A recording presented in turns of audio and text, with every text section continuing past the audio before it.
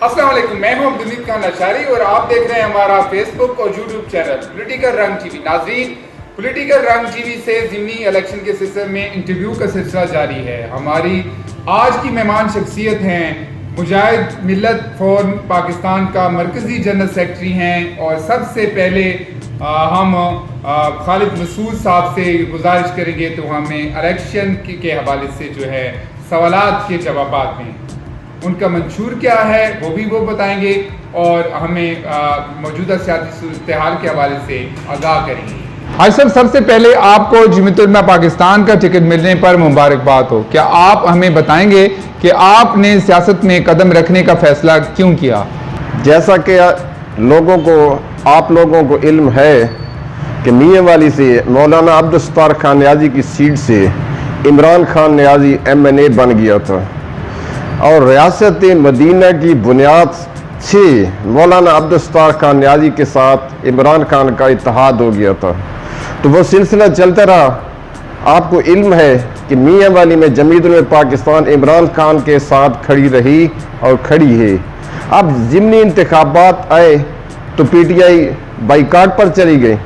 चूँकि वो बाइकाट पर थी और मियाँ वाली का हल्का आप जानते हैं कि मौलाना अब्दुल सत्तार खान न्याजी का गढ़ है, तो इसलिए मुझे जमात की तरफ से कहा गया कि आप एप्लीकेशन दें। तो मैंने एप्लीकेशन जमा करा दी और इस वक्त मैं खड़ा हूँ। हाँ सर, ये भी बताइएगा कि आपके नज़दीक PP 87 की आवाम को इस वक्त सबसे बड़ा मसला क्या दरपेश है? PP 87 की आवाम को बेशुमार मसाइल हैं। आप जानते हैं कि PP 87 एक महरूम हल्का है। हमेशा से जो भी MPA इस सीट पर बना है उसने PP 87 की आवाम के साथ जुल्म और ज़्यादती की है। आप कब्रिस्तानों में जाकर देखें तो बल्दिये वाले और PS का सारा गंद वहाँ पर डाला जाता है। तरक्याती काम सारे बिल्कुल नहीं हैं। आप दूर दराज लोगों की गलियां देखें, लोगों के मसाइल देखें, यहाँ पर बेरोज़गार की अंबार देखें, फिर कत्ल गारत देखें। ये तमाम जो मसाइल हैं हमारे मुंतखब PP 87 के जो नुमाइंदा बनता है, MPA बनता है, ये उनकी तरफ से हैं। पाकिस्तान के प्लेटफॉर्म से इंतखाब आप लड़ रहे हैं, इस जमात की पॉलिसियों को आप किस तरह अपने हल्के में नाफिज करेंगे? देखिए, हम रियासत मदीना का तस्वर है हमारे पास। हम चाहते हैं कि लोग लड़ाई झगड़ा ना करें, कत्ल गारत ना करें, मिलजुल कर ज़िंदगी बसर करें, एक दूसरे साथ मोहब्बत करें, मोहब्बत से पेश हैं, रिश्ते नाते टूटने नहीं चाहिए और यहाँ पर जुल्म नहीं होना चाहिए। यहाँ पर गरीब हो, मजदूर हो, उसको भी पूरा प्रोटोकॉल मिलना चाहिए। ये नहीं हो सकता कि एक ताकतवर है तो उसके लिए तो सारे प्रोटोकॉल भी है, इज़्ज़त एहतराम भी है। एक गरीब आदमी है, मजलूम आदमी है, छोटा कारोबारी है, किसान है, मजदूर है, उसके साथ वो सूरत हाल न हो जो एक बाअसर के साथ है। हाँ सर, मौजूदा सियासी सूरत हाल में इलेक्शन क्या आप देख रहे हैं? क्योंकि एक बार इलेक्शन की तारीख मनसूख कर दी गई थी। मेरा ख्याल है इलेक्शन वो नहीं करेंगे। क्यों? इलेक्शन की 18 सितंबर की डेट थी। 5-6 दिन पहले जनाब एजेंसियों से जब उनको रिपोर्ट पहुंची कि 9 हलकों में मुस्लिम लीग की जो कैंडिडेट है वो तो 15-20 नंबर पर खड़े हैं और दूसरे कैंडिडेट 80, 85, 75 पर खड़े हैं, तो उनके पास कोई और रास्ता नहीं था। पाकिस्तान में तो सैलाब था, लेकिन इन 9 हलकों में सैलाब नहीं था। जैसे मियाँ वाली में देख लें, सैलाब तो नहीं था। सैलाब का बहाना बनाकर उन्होंने इलेक्शन की डेट को ख़त्म कर दिया, एक्सटेंड कर दिया। एक्सटेंड भी नहीं किया भाई कब होंगे। जब उनको ये पता चल जाएगा कि 19-20 पर हम आ गए हैं तो फिर इलेक्शन करेंगे। लेकिन मैं आपको ये बताऊं, आप सर्वे कर लें एक बाजार से, मैं मियाँ वाली की बात आप करता हूँ। आप मेला ग्राउंड से शुरू करें, स्टेशन पर आए, बाजार के दोनों तरफ लोगों से पूछें कि आप क्या मुस्लिम लीग नून को वोट देंगे। अगर 10 बंदे भी कहेंगे कि वोट देंगे तो हम समझेंगे वो जीत जाएंगे। आपके मुखालिफ उम्मीदवारों में कुछ मजबूत नाम भी शामिल हैं। आप अपनी कामयाबी के इम्कानात को किस नज़र से देख रहे हैं? आप कैसे कह सकते हैं कि मजबूत उम्मीदवार मेरे सामने कोई खड़े है? आप जानते हैं कि अली हैदर जमीयत में पाकिस्तान का मरकजी ओहदेदार था, और जमीयत में पाकिस्तान के प्लेटफार्म से MMA के निशान किताब से इलेक्शन लड़ता है, वो MPA बन जाता है, तो वो मजबूत तो नहीं है ना। जिस जमात से, जिस निशान से वो असेंबली में पहुंचता है, और मैं आज उसी निशान जमीयत में पाकिस्तान के प्लेटफार्म से इलेक्शन लड़ रहा हूं, और तमाम दीनी जमातें मेरे साथ खड़ी हैं, मेरी मदद कर रही हैं और मेरे रहनुमाई कर रही हैं, तो वो तो कमज़ोर है ना, मैं ताकतवर हूँ। हाजी साहब, अगर आप जीत गए तो पहले 100 दिनों में आपका क्या लाएअमल होगा? सबसे पहले हमने ये जहन में नहीं रखा कि हम जीत कर ये करेंगे, बल्कि हमने ये सोच कर कदम रखा है कि पाकिस्तान के अंदर मिडिल क्लास का तबका, मजदूरों से और छोटा तबका जितना है उसका भी उतना हक बनता है जितना सरमायादार जागीरदार इंतखाबात में। अक्सर मैं कहता हूं कि गरीबों के वोटों पर पलने वाले ये पार्लिमानी ठेकेदार, ये पार्लिमानी गुंडे, ये मैं कहता हूं क्यों कि पार्लिमान के अंदर कौन बैठे हैं? सरमायादार और जागीरदार बैठे हैं। मैं इस वक्त पूरे पाकिस्तान में एक मिसाल हूं कि एक मिडिल क्लास का तबका, एक स्कूल टीचर, वो इंतखाब में खड़ा, ज़िमनी इंतखाब में खड़ा है, एक दीनी जमात के नाम से अवाम के सामने खड़ा है। अब देखें कि आप कहते हैं कि आप आगे क्या करेंगे। आगे हमारा मसला ये है कि आपको पता है कि पाकिस्तान में इंतशार है, हम इस इंतशार को ख़त्म करने के लिए पंजाब असम्बली में आवाज़ बुलंद करेंगे। खुदारा इस पाकिस्तान को इस्तेकाम की तरफ लेकर आओ। आप यहाँ बैठे हैं, ठीक है, आप अपनी मरात में 600% इजाफा कर रहे हैं, वो चूंकि आप तकसीम करने वाले हैं, खजाना अपना इजाफा जितना कर लें, लेकिन आवाम भूखी मर रही है, लोग फाकों से खुदकुशियां कर रहे हैं, लोगों में अफरा तफरी है। वहां हम जाकर बताएंगे, खुदा के लिए कुरान मजीद लेकर जाएंगे, खुदा के लिए एक दूसरे से लड़ाई बंद करो, एक सियासी जमात को तहस नहस करना बंद कर दो, हर जमात का मैंडेट को तस्लीम करो। अगर ये आप नहीं करेंगे तो लोग इंतखाबी मरहल से, इस सिस्टम से बागी होता जाएगा। आपको नहीं पता जमात इस्लामी इस सिस्टम से बागी हो चुकी है? आपको ये नहीं पता कि डॉक्टर तहरुल कादरी इस सिस्टम से बागी हो चुका है? और भी बहुत सी जमातें, अब PTI भी इस सिस्टम से बागी हो रही है। तो फिर क्या है, जब बोल्ड के जरिए तब्दीली नामुमकिन हो जाएगी, खत्म हो जाएगी, तो फिर पूरी दुनिया में ये असूल है, बोल्ट नहीं होगा, बोल्ट के जरिए फिर इनकलाब आते हैं। बैलेट सिस्टम जब आप उसको खत्म करेंगे, डैमेज करेंगे, यानी कि पर्ची, वोट की पर्ची के सिस्टम को, पार्लिमानी निज़ाम को, पार्लिमानी सिस्टम को डैमेज कर देंगे, तो फिर दूसरा रास्ता कौन सा बचता है? ये सारी सियासी जमातें ये दूसरे रास्ते की तरफ जा रही हैं कि वो निकलेंगे दीगर ममालिक की तरह कि पूरे मुल्क में खाना जंगी होगी, और उस खाना जंगी से क्या होगा कि हमारे मुल्क में खून की नदियां बह जाएंगी, हमारे गरीब लोग और गरीब हो जाएंगे, यहाँ जुल्म का बाजार और गर्म हो जाएगा। हम नहीं चाहते कि हमारे मुल्क में खाना जंगी हो। तो खुदारा हमारी ये कोशिश होगी, जहाँ तक हमारी आवाज़ पहुँचेगी, हम कहेंगे कि इस पार्लिमानी निज़ाम को शफाफ तरीके से रैज किया जाए, इसमें धौंस और धांधली को ख़त्म किया जाए, और ताकत के ज़ोर से पार्टियों को ख़त्म करने का सिलसिला ख़त्म किया जाए। सर, ये भी बताइएगा कि आपकी इंतखाबी मुहिम में आवाम का क्या रद्द-ए-अमल रहा है? क्या आपको नया उम्मीदवार होने के नाते किसी दुश्वारी का सामना करना पड़ रहा है? मुझे बेहद प्यार मिला है मुझे, और मैं आपको दिलचस्प बताऊं कि ये मेरी जो इंतखाबी मुहिम है ना, ये जामा हाई स्कूल के एक स्टूडेंट चला रहे हैं। किसी से आप जाकर पूछ लें, वो आपको बताएंगे। जब मैं इस प्रेस में आया तो मेरे स्टूडेंट मुझे उन्होंने कहा कि खुदा के लिए आपने बैठना नहीं है। मैंने कहा क्यों? उन्होंने कहा कि हमारे घर वाले कहते हैं कि आपके टीचर बैठ जाएंगे। तो मैंने उनको कहा था कि मैं मर जाऊंगा लेकिन मैं खड़ा रहूंगा। तो वो खुश हो गए। तो ये जामिया स्कूल के स्टूडेंट हैं, मेरी कंपेन कर रहे हैं। इससे बढ़कर हाँ, मैं जहाँ भी जाता हूँ, मैं कसम से आपको कहता हूं कि मुझे मोहब्बत भी रही है। मैं किन के पास जाता हूँ? मजदूरों के पास जाता हूँ, गरीबों के पास जाता हूँ, छोटे ताजरों के पास जाता हूँ, किसानों के पास जाता हूँ, छोटे मजदूरों के पास, जिम्मेदारों के पास जाते हैं, और उन लोगों को मौजूदा हुकूमत ने तबाह बर्बाद कर दिया है। तो उनके लिए तो खुशी है कि उनका भाई उनकी तरह उसके पास आ रहा है, उनका नुमाइंदा बन रहा है, तो वो तो बड़े खुश है। और यही वजह है कि मेरे मुखालफिन बेहद परेशान हैं। हाजी साहब, आप दीगर जमातों से अपने आप को कैसे मुख्तलिफ समझते हैं?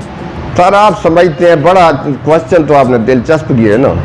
दरअसल दो जमातों का मुकाबला जमीयत उलमा पाकिस्तान और पाकिस्तान मुस्लिम लीग नून, इन दो जमातों का मुकाबला है। अब दो और कैंडिडेट हैं, एक जमात का है तहरीक लब्बैक का। आपको नहीं पता कि वो किन की जमात है और किन की पॉकेट में है।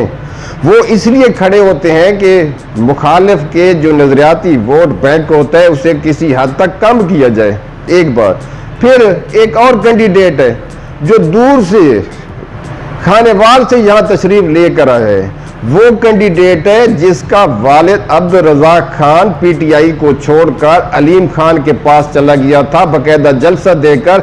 इसी कैंडिडेट ने बाकायदा जलसा देकर अलीम खान के हक में बैत की थी। ये तो गद्दार है इमरान खान का और पाकिस्तान तहरीक इंसाफ का, और पार्लिमानी सिस्टम में ये एक तो दब है। असर ये भी बताएगा कि खवातीन और नौजवानों के लिए आपके पास क्या मंसूबे हैं?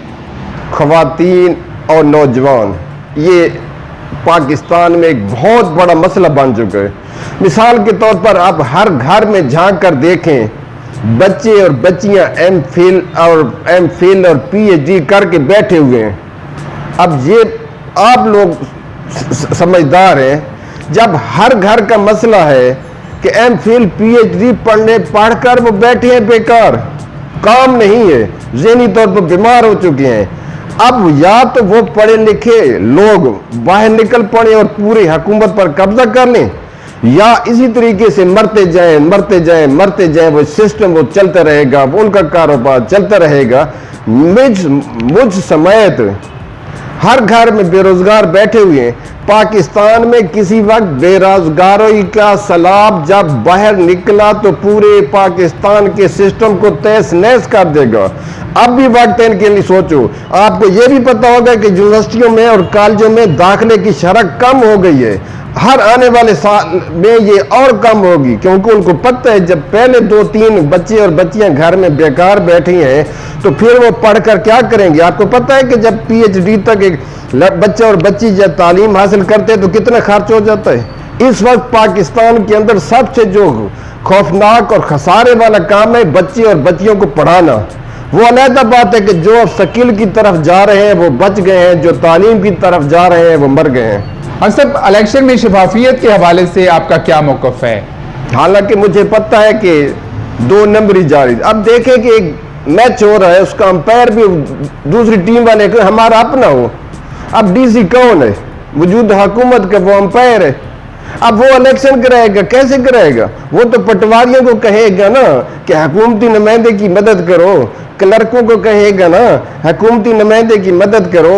इसी तरीके से ड्यूटियां लग रही हैं। तो इस वक्त हो सकता है कि बेरोजगार लोगों को या दूसरे इलाके से लोगों को बुलाकर यहाँ पर 2 नंबरी ड्यूटियां कराई जाए। कोई नाम भी नहीं होगा लेकिन वो प्रेसिडेंट अफसर होंगे और काम कर रहे होंगे। इस वक्त मियां वाली में ये हो सकता है। और ये भी सुन लो, अगर हमारे साथ करेंगे, जमीयत में पाकिस्तान के साथ करेंगे, तो मैं हल्फन कहता हूं कि फिर हम भी तहरीक इंसाफ के साथ खड़े हो जाएंगे, इमरान खान के साथ खड़े हो जाएंगे, डॉक्टर तहर अल कादरी के साथ खड़े हो जाएंगे, जमात इस्लामी के साथ खड़े हो जाएंगे कि ये सिस्टम बिल्कुल पाकिस्तान के अंदर फेल हो चुका है। ये जगीरदारों और सरमायादारों गुंडों का एक सिस्टम है, वो पाकिस्तान पर हुकूमत कर रहे हैं। इसके अंदर पब्लिक से, आवाम से, हम जैसे लोग, मुखलिस पाकिस्तान से मोहब्बत करने वाले लोग इस रास्ते पर नहीं आ सकते, उनको हरा दिया जाएगा। अरसद, मजहबी जमात के उम्मीदवार के तौर पर आप फिरका वारियत के बारे में क्या सोचते हैं? आपको शायद याद होगा 1990 की दहाई में, 90 और 93 की दहाई में, जब पाकिस्तान में फिरके वारियत अरूज पर थी, सिपा साहबा के नाम से एक तंजीम थी, वो कहते थे शिया काफिर हैं, वो लड़ रहे थे खौफनाक। तो उस वक्त मौलाना अब्दुल सत्तार खान न्याजी मजहबी अमूर के वजीर थे।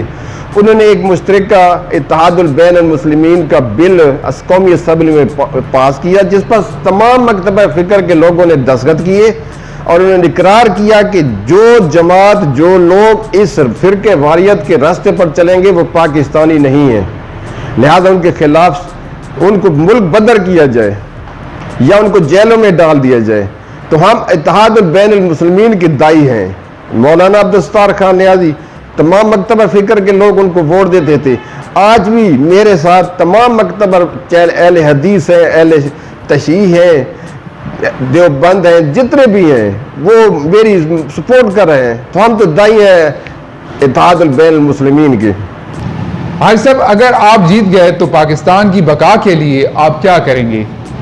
देखें, हम पाकिस्तानी हैं, सारी ज़िंदगी पाकिस्तानी अवाम की खिदमत के लिए गुजारी है। मैं एक टीचर हूँ और मैंने 36 नस्लों को परवान चढ़ाया है और उनको ये दर्ज दिया है कि इत्तेहाद इस्तेकाम है पाकिस्तान के लिए। खुदारा, अगर पाकिस्तान के अंदर इस्तेकाम है तो पाकिस्तान है, अगर पाकिस्तान के अंदर इस्तेकाम नहीं है तो पाकिस्तान टूट जाएगा।